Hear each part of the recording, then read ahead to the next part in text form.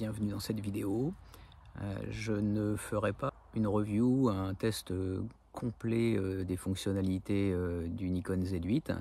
Je pense que d'autres youtubeurs font ça très bien et il y a pléthore de vidéos disponibles pour explorer un petit peu toutes les fonctionnalités du boîtier.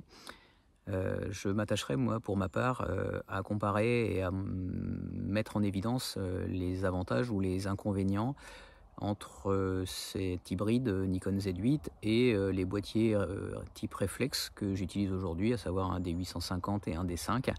Donc en essayant effectivement de montrer les apports de cette technologie hybride et voilà ce que j'ai pu constater au travers de ce test. Alors test totalement indépendant, hein. J'ai juste eu la chance de me faire prêter le boîtier par le magasin Images Photo à Rennes, que je remercie au passage.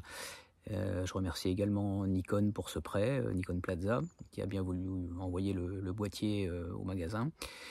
Donc j'ai eu le boîtier dans les mains pendant une semaine, alors un petit peu court pour faire tous les tests que j'aurais souhaité, d'autant que j'étais pas vraiment dans le milieu habituel où j'évolue pour la photo animalière, que je pratique maintenant assez sérieusement. Donc j'étais sur la côte, donc je me suis plutôt concentré à faire de la photo d'oiseaux marins. Bon, on verra ça un petit peu plus loin dans les tests et dans les images présentées. Voilà, donc j'espère que cette vidéo vous apportera quelques réponses si vous n'avez pas encore fait le choix de passer sur de l'hybride. Pour ma part, c'est pas encore fait. J'attends peut-être que le banquier soit un peu indulgent, parce que c'est vrai que ça représente une somme assez conséquente. Autre précision quand même, c'est que le test a été mené avec des objectifs d'ancienne génération, donc uniquement monture F, avec l'adaptateur FTZ2 qui m'était prêté avec le boîtier. Alors, comme je l'ai évoqué dans l'introduction, un des avantages du système autofocus implémenté sur les hybrides, c'est également que cette monture, via l'adaptateur FTZ2 que peut vous fournir Nikon, conserve une compatibilité descendante avec l'ancienne gamme des optiques Nikon. Pour ma part, c'est avec ces optiques que j'ai fait l'intégralité des tests. Et je vous rassure, il n'y a aucun ralentissement de l'autofocus sur aucun des objectifs que j'ai pu tester, en tout cas les générations AFS relativement récentes. Donc ça, c'est un très bon point. Si vous avez envie de faire la bascule, vous pouvez quand même envisager de la faire sans forcément remettre en cause tout votre parc optique, au moins dans un premier temps. Alors c'est vrai qu'il paraît que les optiques Z ont encore un petit gain qualitatif en termes de qualité d'image par rapport à l'ancienne génération monture F. Personnellement, je me plains pas de mon 600 FL, donc à voir, mais en tout cas vous pouvez être rassuré, l'autofocus fonctionne exactement de la même façon, sans aucune limitation sur les hybrides. Premier point sur lequel on ne peut pas passer quand on passe aux hybrides actuels, hein. Alors je parle des hybrides assez haut de gamme, hein, dans la gamme Nikon, à savoir les Z8 et Z9 qui possèdent le même système autofocus. C'est la qualité de l'autofocus. Donc là, c'est indéniable que les nouvelles fonctions liées à l'intelligence artificielle, les fonctions de détection de sujets sur l'intégralité du capteur, c'est un apport assez exceptionnel sur l'animalier. Cette possibilité qu'a le point de se déplacer sur les yeux ou sur la tête, hein, que ce soit d'un animal ou d'une personne, dès qu'elle est détectée dans le champ, c'est vraiment un apport phénoménal sur la réactivité de l'autofocus. Là, c'est indéniable, hein. J'ai beau avoir des boîtiers très réactifs comme le D5, malheureusement, si vous essayez de shooter un oiseau en vol, le point sur le D5, il est hors de question de pouvoir suivre l'œil de l'oiseau pendant son vol, ce qui ne pose aucun problème pour un boîtier comme le Z8 ou le Z9. Autre point intéressant, directement lié à la façon dont le système autofocus est implémenté. Jusque-là, dans un système réflexe traditionnel, le système autofocus était dépendant d'un capteur dédié qui était positionné dans la cage du miroir et qui recevait une portion de l'image par le biais d'un petit miroir placé derrière le miroir principal. La problématique de ce système, c'est que les tolérances de fabrication et d'ajustement de ces différentes pièces optiques pouvaient générer un décalage entre ce que le système autofocus interprétait comme une image nette et ce que le capteur, lui, voyait au final. Et ces tolérances entraînaient quelquefois des variations qui étaient problématiques. Nikon avait implémenté depuis plusieurs années dans ses boîtiers une section de micro-réglage pour ajuster justement pour chacune des optiques les valeurs de décalage entre la valeur théorique qui est à 0 et celle qui permet d'obtenir la netteté maximum au niveau de l'image. Alors c'était une opération relativement pénible à faire pour la plupart des optiques, d'autant plus utile quand on est monté en résolution sur des capteurs de 36 millions, 47 millions de pixels avec le D850. Et on pouvait difficilement passer à côté si on voulait vraiment exploiter au maximum la résolution des optiques et des capteurs. Le fait est, c'est que sur les hybrides, le système de mise au point maintenant s'appuie directement sur le capteur image. Il n'y a plus du coup de pièces intermédiaires, donc il n'y a plus de tolérance, de variation de distance entre ce capteur image et le capteur d'autofocus, ce qui entraîne une précision parfaite, enfin maximale en tout cas, et une netteté maximale avec toutes vos optiques. Il est devenu totalement inutile d'aller faire des micro-corrections comme ça existait avant. Alors je crois que c'est encore implémenté, mais je ne vois pas bien l'utilité. Donc l'intérêt, c'est que même si vous aviez des optiques un peu anciennes AFS qui avaient des tolérances quelquefois un peu larges, le fait de les associer au nouveau système autofocus des hybrides compense complètement ces erreurs ou en tout cas ces trop larges tolérances de fabrication. Et ça vous permet vraiment d'exploiter au maximum la résolution de votre optique. Donc là, un bénéfice immédiat par rapport à la visée réflexe. Il y a un point qui est très intéressant aussi, en fait. Alors, c'est pas directement l'autofocus, mais c'est les possibilités de personnalisation du boîtier. Et là, c'est très très intéressant, puisqu'on a vraiment une possibilité d'assigner une pléthore de fonctions sur les différents boutons de raccourci qui existent. Et c'est vrai que notamment, pour basculer d'un mode d'autofocus à l'autre, il y a une facilité aujourd'hui à assigner un type de suivi autofocus sur un bouton et par le simple appui sur un raccourci de basculer sur un autre mode, que ce soit le suivi 3D ou ce soit une mise au point ponctuelle, etc. Et ça, c'est une facilité et c'est une réactivité assez exceptionnelle.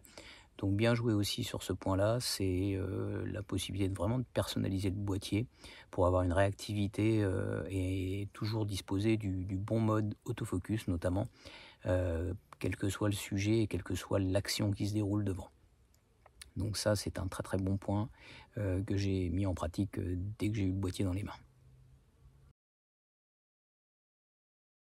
Autre différence quand on compare les boîtiers réflexes aux hybrides tels que le Z8, c'est la rapidité du boîtier, notamment en cadence de déclenchement. Donc là, le réflexe traditionnel est tributaire de la mécanique du miroir et de l'obturateur.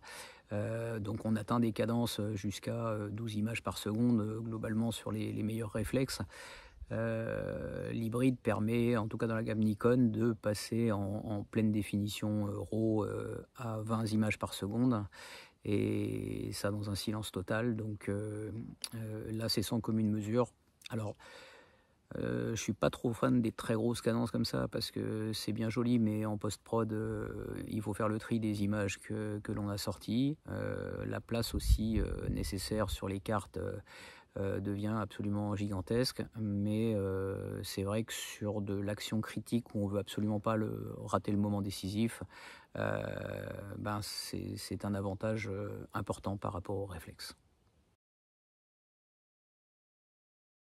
Un aspect de l'hybride qui est bénéfique et en comparaison au réflexe, surtout dans le cadre de la photo animalière ou photo de concert, en tout cas partout où la discrétion est de mise, c'est le quasi-silence de fonctionnement. Ça, c'est indéniable. Alors, je dis quasi, pourquoi? Parce que malheureusement, à la mise sous tension, il reste un bruit qui est généré, qui est lié à l'activation du système anti-vibration donc de stabilisation de l'optique, qui est alimenté en fait pendant toute la période où l'appareil est sous tension. Donc on a systématiquement ce bruit à la mise en route de l'appareil. Par contre, une fois ce système activé, c'est vrai que au niveau du déclenchement, on peut déclencher dans un silence total. Alors, plus particulièrement peut-être sur le Z8, Z9 qui ne dispose pas d'obturateur mécanique. C'est vrai que sur le Z6 ou Z7, il reste de mémoire en déclenchement mécanique, enfin avec l'obturateur mécanique, un très léger bruit au moment du déclenchement. On peut le désactiver si on passe en obturateur électronique. Mais en tout cas sur les hauts de gamme qui sont en obturateur purement électronique, que sont le Z8, Z9, ça permet du déclenchement jusqu'à 20 images par seconde dans un silence total. Et ça, c'est sans commune mesure avec le bruit généré par un D850 ou un D5 dans mon cas, où la rafale en fait est inutilisable quand je suis en affût. Je suis obligé la plupart du temps d'utiliser le mode quiet, le mode Q, pour minimiser au maximum le bruit de déclenchement. Ça, c'est une différence fondamentale et c'est vraiment un gros bénéfice pour la photo animalière.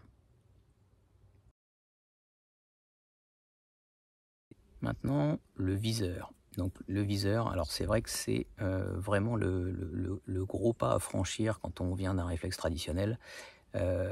Cette idée d'avoir une interface vidéo qui fait le lien avec la scène observée. Moi, je n'étais pas vraiment chaud au prime abord, ne serait-ce que souvent en raison du délai qu'il y a entre la scène filmée et ce qu'il y a réellement d'affiché, la réactivité de l'affichage. Et là, je dois dire que j'ai été assez bluffé. Le viseur est vraiment qualitatif. On a vraiment une colorimétrie très correcte, un très très bon, une très bonne fluidité. Et le lag, le délai vraiment est assez imperceptible entre la scène qui se déroule et ce qui est effectivement visualisé. Donc là, un bon point pour le viseur. Autre avantage très intéressant lié à la visée électronique, c'est le fait d'avoir un rendu de l'exposition de l'image proche de ce que ce sera au final. Les variations de luminosité que l'œil est capable de compenser très facilement, ce qui vous donne toujours l'impression que dans le viseur, votre image est parfaitement exposée sur un réflexe. Dans le cadre d'une visée électronique, comme ça dépend de la façon dont le capteur d'image interprète la luminosité de l'image par rapport aux données d'exposition que vous lui fixez, le rendu dans le viseur en fait est assez conforme à ce que vous obtiendrez au final. Donc ça, c'est un bénéfice immédiat, c'est que ça permet un ajustement de l'exposition dès la prise de vue.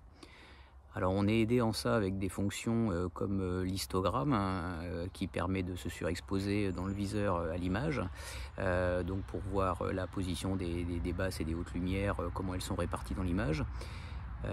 J'ai un petit regret, c'est que, alors sauf si j'ai pas trouvé la fonction, c'est qu'il n'y a pas en mode photo de mise en, alors soit sous forme de clignotement ou en tout cas de surbrillance des hautes lumières dans l'image.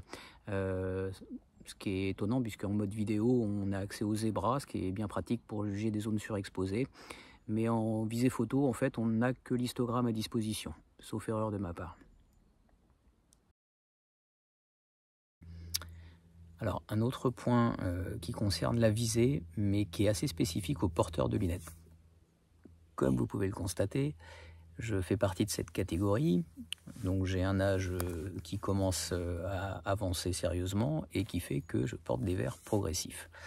Alors, chose toute bête, on n'en entend jamais parler dans les vidéos, mais là il y a un intérêt absolument phénoménal au viseur optique, au viseur électronique présent sur le Z8 ou Z9.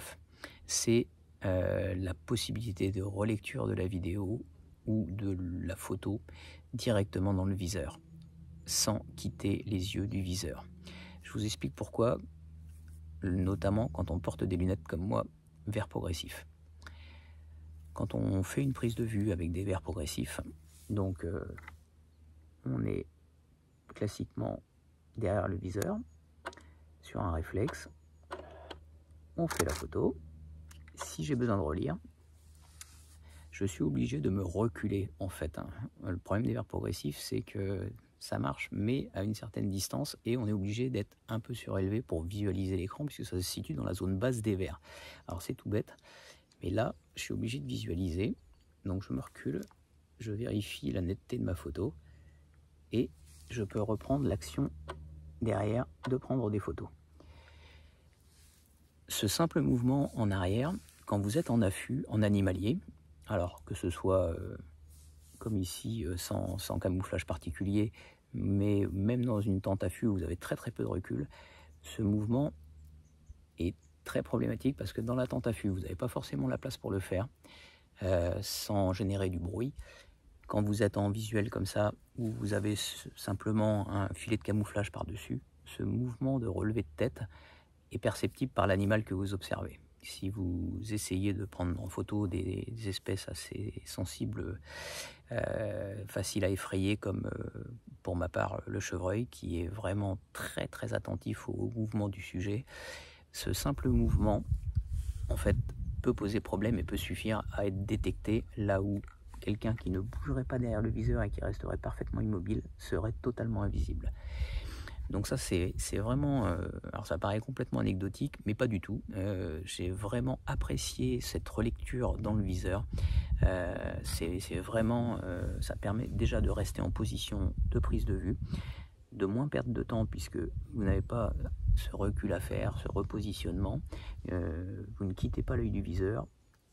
Vous n'avez pas besoin d'utiliser votre main gauche puisque maintenant le bouton lecture aussi est passé à droite, ce qui est vraiment une très bonne idée. Quand on travaille avec des grosses focales comme ici, 600 mm, on a plutôt la main sur l'objectif, soit sur la bague de mise au point, soit sur le fût pour le stabiliser au mieux. Et le fait de devoir relâcher pour venir chercher la touche lecture derrière, c'est aussi un mouvement de trop. Donc voilà, globalement, c'est un super intérêt pour les porteurs de lunettes presbyte. L'ergonomie. Alors là, j'ai rien à redire. Alors effectivement, il y a eu des réaffectations de touches sur les boîtiers Z8, Z9, où on est passé de la plupart des touches qui étaient sur la gauche du boîtier sur la droite. Donc j'en ai parlé dans la partie consacrée aux problématiques de relecture de l'image, avec la possibilité justement de ne pas relâcher l'objectif pour aller chercher la touche de la relecture sur la gauche, mais de conserver sa main droite pour lancer la relecture. Donc pour moi, ces déplacements sont plutôt une très bonne idée et ça ne m'a pas posé de problème outre mesure. Donc, sinon, compte tenu de l'ergonomie du boîtier qui reste conforme aux standards Nikon, on a une bonne prise en main, on a une bonne boîtier, un volume de boîtier suffisant pour être bien tenu. Le poids, moi, m'a jamais posé problème, même avec un D5, et pourtant je suis pas un très gros gabarit, mais je trouve que les poignées Nikon, les positions des boutons, des déclencheurs, etc. ont toujours été très bien conçus, et là j'ai rien à redire là-dessus. Le Z8 est parfait, j'ai eu le Z9 brièvement dans les mains, je l'ai trouvé encore mieux, surtout avec la poignée verticale que j'utilise beaucoup. En animalier, c'est quand même très pratique, surtout avec une très grosse optique derrière, de pouvoir tenir le boîtier sur la poignée verticale quand on bascule l'appareil. Donc voilà, rien à dire point de vue ergonomie. C'est toujours un point fort de chez Nikon. Autre point qui concerne également l'ergonomie, je trouve très intéressant l'implémentation du menu rapide accessible par la touche I derrière le boîtier, ce qui permet le rappel d'un ensemble d'icônes que l'on peut modifier pour aller modifier les valeurs de différents paramètres, donc de façon très rapide, et cette possibilité de changer cette palette d'icônes à disposition est vraiment très pratique et très ergonomique. Alors, un autre point que je n'ai pas encore abordé, c'est la qualité d'image et notamment la gestion de la montée en ISO, en basse lumière donc, pour le Z8. Alors, c'est un boîtier 45 millions de pixels, donc vous vous doutez bien que ça a ses limitations en termes de sensibilité de capteur, du fait des photosites qui sont relativement petits. Comparé à mon D850, on n'est pas mieux, voire très légèrement moins bien, alors sûrement dû à la technologie du capteur qui a changé. Ceci dit, voilà, ça reste un capteur haute définition, il faut en connaître les limites, n'attendez pas d'amélioration de ce côté-là. On a atteint aujourd'hui un peu les limites de la technologie en termes de sensibilité des capteurs. On a l'avantage aujourd'hui de disposer notamment de logiciels de traitement du bruit qui sont très performants, alors bon, qui ont peut-être leur travers avec certains effets d'artefacts sur l'image, donc mais ça vous permet quand même de récupérer des images prises à 12800 ISO et qu'elles deviennent vraiment totalement exploitables sans trop de soucis. Je dirais que la limite pour une image non débruitée par un logiciel tiers est peut-être aux alentours de 3200 ISO, mais après tout dépend aussi des rapports de réduction que vous utilisez derrière, si vous faites de l'impression sur un format A3 par exemple, ou un 45-30, une image de 45 millions de pixels, même bruitée au niveau de la relecture sur votre écran, une fois passé sur le papier, il y aura quand même un lissage important de ce bruit et il ne sera pas aussi visible que ce que vous avez sur l'écran.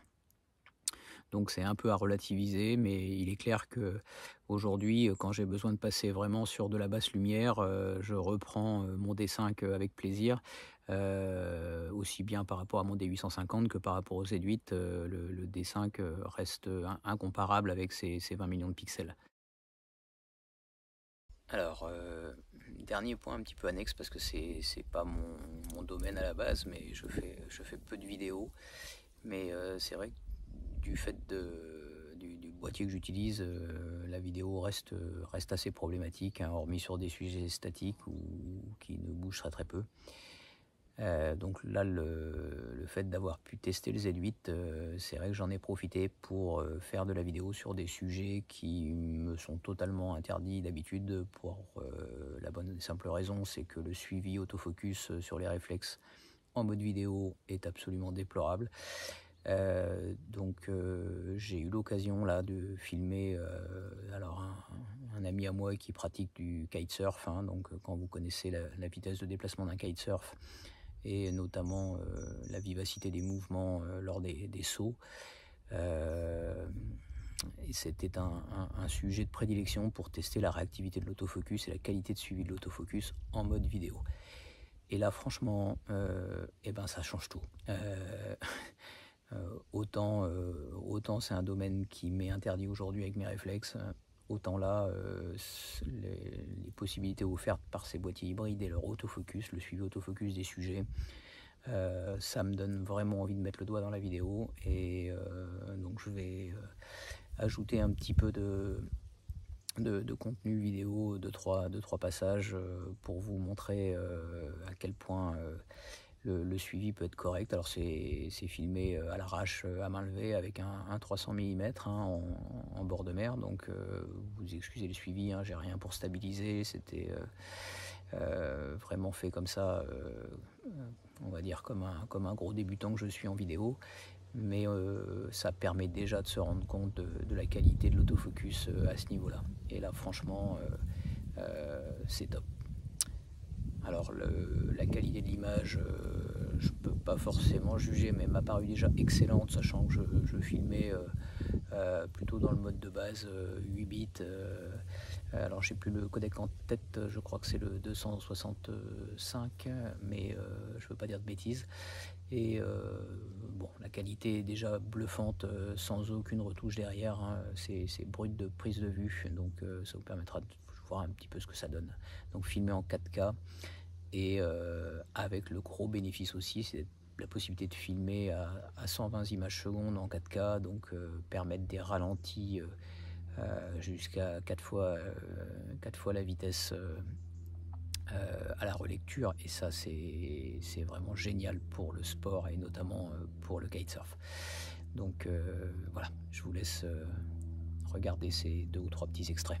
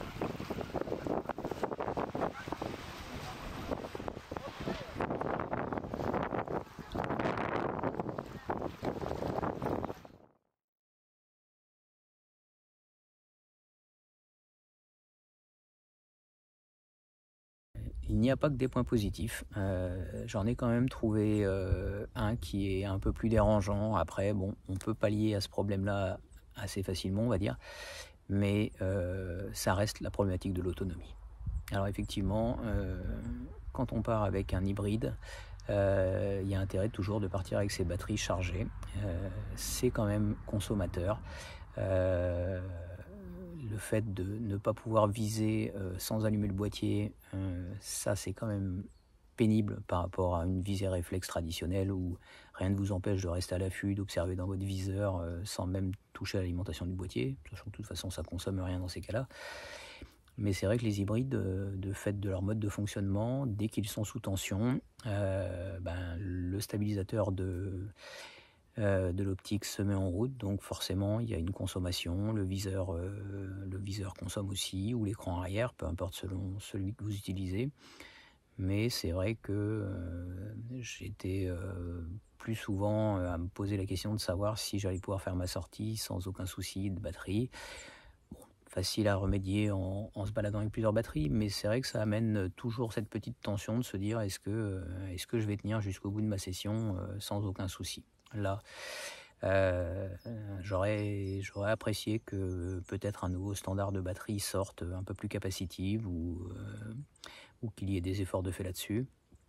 Bon, j'ai pas eu l'occasion non plus de mettre à genoux complètement la batterie, vu le peu de temps que j'ai eu pour tester l'appareil. Mais voilà, c'est un point que je voulais souligner. C'est pas négligeable par rapport au confort qu'offre une batterie sur un réflexe moderne comme un D5 ou même un D850, hein, où globalement vous partez avec une batterie et vous faites votre journée de prise de vue sans même vous poser de questions. C'est pas la même chose. Et j'oubliais, mais c'est important aussi, une petite disparition d'une fonction, ou plutôt d'une possibilité de visualisation des photos qui m'a un peu chagriné, à savoir que dans le mode de relecture des photos sur les boîtiers réflexes, dans le mode qui permet d'afficher les différents histogrammes par couleur, et il y a également dans ce mode-là la surbrillance, enfin le clignotement des hautes lumières. En fait, ce mode combiné à la fois des histogrammes et du clignotement des hautes lumières a disparu. Il ne reste que les histogrammes et on n'a plus les clignotements. C'est dommage parce que c'est sûrement un des écrans de visualisation que j'utilise le plus. Donc si Nikon pouvait faire une petite modif logicielle là-dessus, c'est quand même pas grand-chose. Mais moi je trouve ça mieux que de dissocier ça dans un deuxième écran. Donc voilà, un petit regret, alors c'est vraiment pas grand chose, mais je trouve que dommage qu'ils aient supprimé ça, d'autant qu'on avait la possibilité de sélectionner le clignotement par couleur, en association avec les touches de zoom et la molette arrière, et ça c'était vraiment, vraiment pratique de mon point de vue.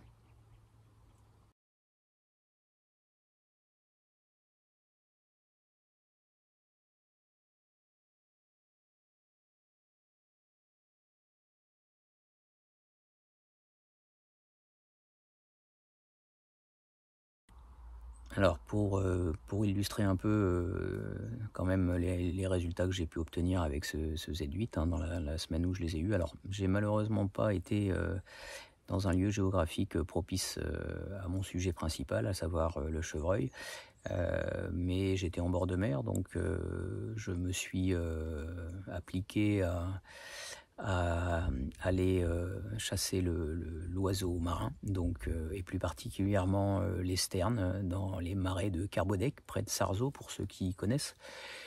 Le sterne étant un des oiseaux marins les plus rapides en termes de vol et de vivacité, donc pour tester l'autofocus d'un boîtier, c'est quand même un très bon sujet. Donc je vous montre quelques photos réalisées donc avec le 600 mm, le multiplicateur 1.4 de chez Nikon, derrière le Nikon Z8, donc focale équivalente 840 mm. Pour faire du suivi de sujet à 840 mm, vous avez intérêt d'avoir un boîtier très réactif pour accrocher sur la F, ça je peux vous le garantir. Et là j'ai été bluffé par les résultats obtenus. J'ai un taux de réussite sur les prises de vue d'oiseaux qui est vraiment phénoménal. Alors j'avais eu l'occasion de faire ces prises de vue avec le D5 jusque là, et franchement il y a vraiment un cap de franchi en termes de rapidité et surtout de qualité du point, c'est-à-dire qu'il est vraiment fait sur l'œil de l'oiseau la plupart du temps. Et là c'est vraiment un test parfait. Voilà, donc je vous laisse profiter de ces quelques images, et puis surtout n'hésitez pas dans vos commentaires à dire ce que vous pensez vous de cette vidéo et des points soulevés dans cette vidéo. Donc et puis désolé si elle n'est pas tout à fait parfaite, mais voilà, c'est mon premier essai en tant que youtubeur, reviewer d'un appareil photo. Donc je vous demande un petit peu d'indulgence, notamment j'ai toujours le problème de savoir où je dois regarder, parce que c'est filmé avec un iPhone, et le problème de l'iPhone c'est que l'écran n'est pas centré avec le capteur, donc on ne sait jamais trop où regarder. Je pense que ça doit se voir à plusieurs points sur la vidéo, mais bon, j'espère que vous me pardonnerez cette petite déviance du regard. Je remercie encore le magasin Images Photo Rennes et son équipe qui sont vraiment très sympas, et Nikon pour le prêt de ce matériel.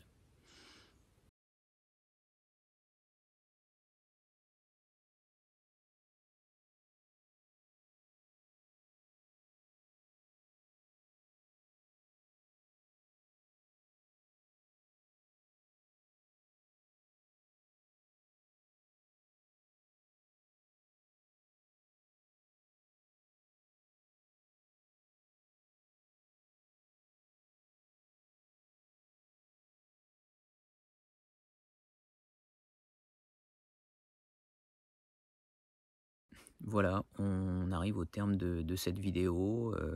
J'espère que ce comparatif entre les technologies hybrides du Nikon Z8 et les réflexes traditionnels vous aura apporté des éclaircissements sur certaines questions que vous pouvez être amené à vous poser.